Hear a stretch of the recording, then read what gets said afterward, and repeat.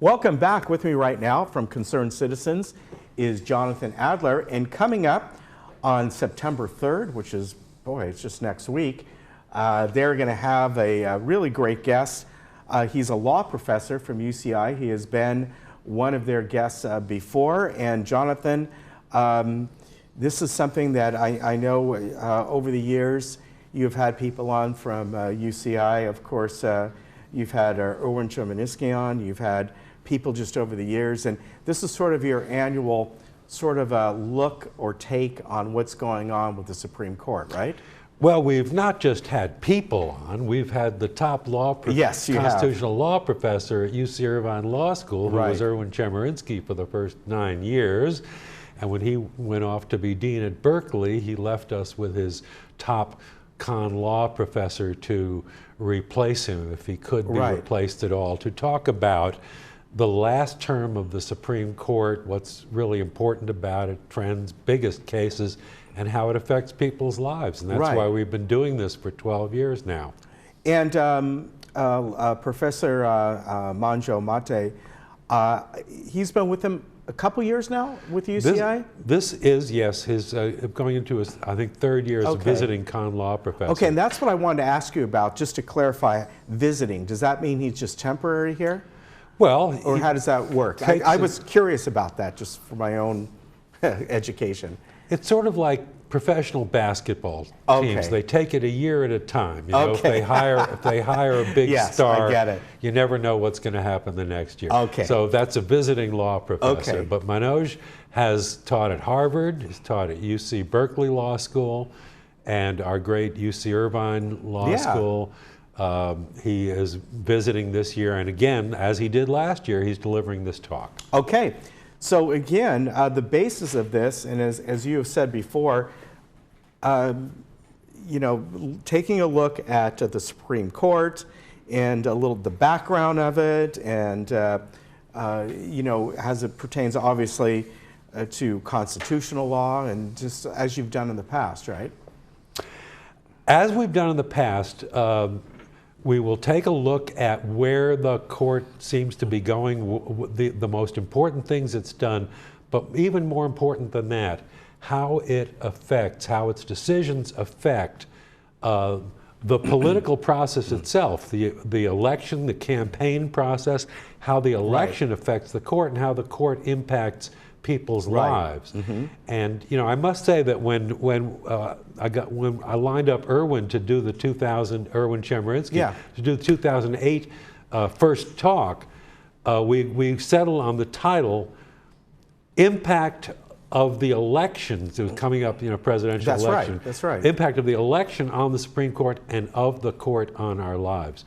So that has continued to be an important thing. We think for people to understand, whether they're political activists on the left, on the right, ordinary citizens voting in an election, they really should understand how the court affects their lives. You know what I found interesting, and I with Erwin, because I remember going out to UCI and interviewing him, and I can't remember because I did interview Manjo last year, and I forget his take on this, but I remember Erwin saying his take on it was there should be term limits to Supreme Court, a certain amount of years, and you know, a president should only be able to appoint one, no matter how long they're in office. But I liked his take on that. I don't know if this gentleman has the same take, but I remember discussing that with him. I don't know either, but you know, I've heard that proposal has come up. I think he proposed 18 years, so they're 9 justices, so that every 2 years a president will get at least one appointment.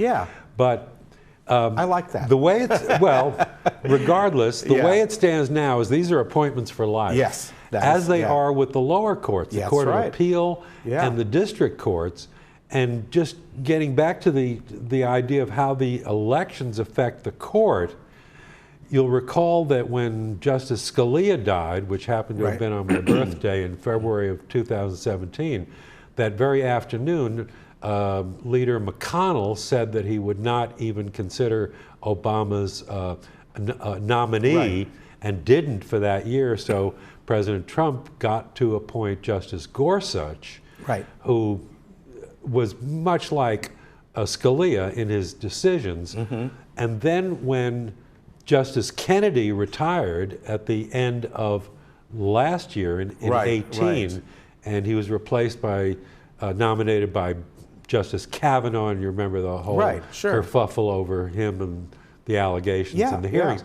So Kavanaugh took his position ideologically really at the conservative far end of the court, and that made Roberts basically the swing vote. Kennedy had been the swing vote, and that's why the title for this year's Supreme Court term review is Where Roberts is Taking the Court.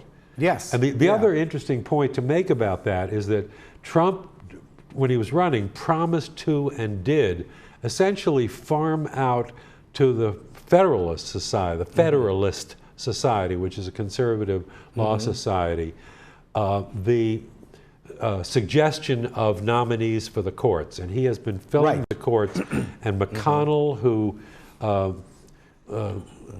let loose the so-called nuclear bomb, which took away the filibuster for confirming Supreme Court justices and allowed a majority. He's been filling up, McConnell and President Trump, filling up the courts at a great rate in the Court of Appeal and the district courts, as well as the Supreme Court. Didn't that decision, having the nuclear thing, has nothing to do with nuclear power, by the way, or anything like that? So-called nuclear option. Didn't that happen during the Obama era, or am I wrong? It happened to some extent for cabinet appointees and lower court appointees. But the filibuster was retained for Supreme Court appointees until McConnell said otherwise. I want to make sure before we forget that people know September 3rd is next week. It's next Tuesday, believe it or not. And so it's going to be at Clubhouse 7. Doors open at 6:30 and at 7 o'clock. Actually, I'm rolling that back to 6:15 because we're expecting a big crowd, and we do serve refreshments. We want people to have their opportunity to have their sugarless cookies and their coffee and get settled in the room. So we're opening at 6.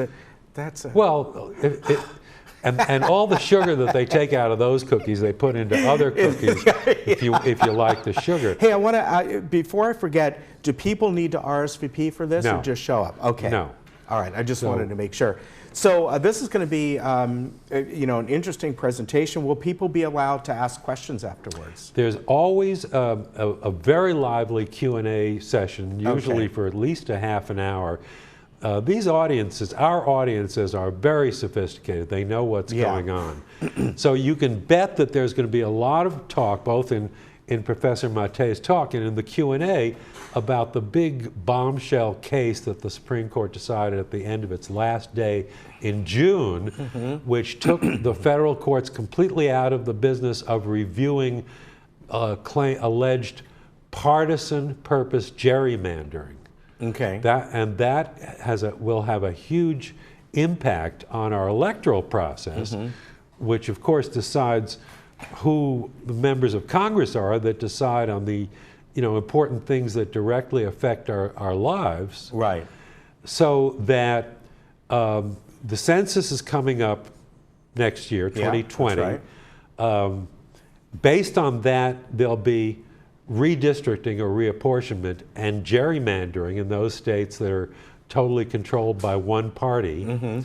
So that will affect the seats in Congress. Right.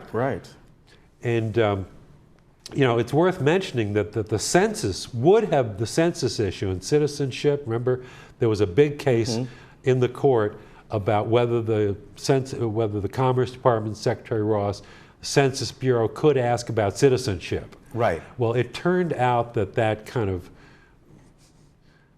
didn't turn out to be as big as we thought. Yeah. Although it was a 5-4 decision, and Roberts was in fact the swing vote, and it was sent back to the lower court because they found that the explanation for putting the citizenship question in the census, it was in Roberts' words, contrived.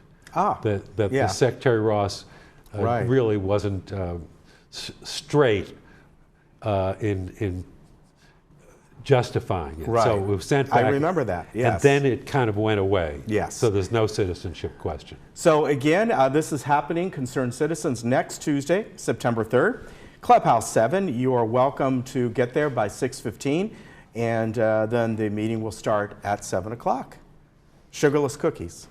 Or sugar, Or sugar. cookies. You know, you have a good point, though. They take all that extra sugar and they put it. Which is You're also what right. happens with decaffeinated coffee, right? They You're put the. Yes. Never mind. But Yeah, we're going to allow extra time for people to get in, get seated. There will be a big right. crowd. So people should come early. All right. Do we need to talk at all more about how the Supreme Court impacts people's lives? Well, we're just about out of time. Thank you very much. But it does. That's for darn sure. Thank you it very does. much. Good And to see you. People should know it. We'll be right back.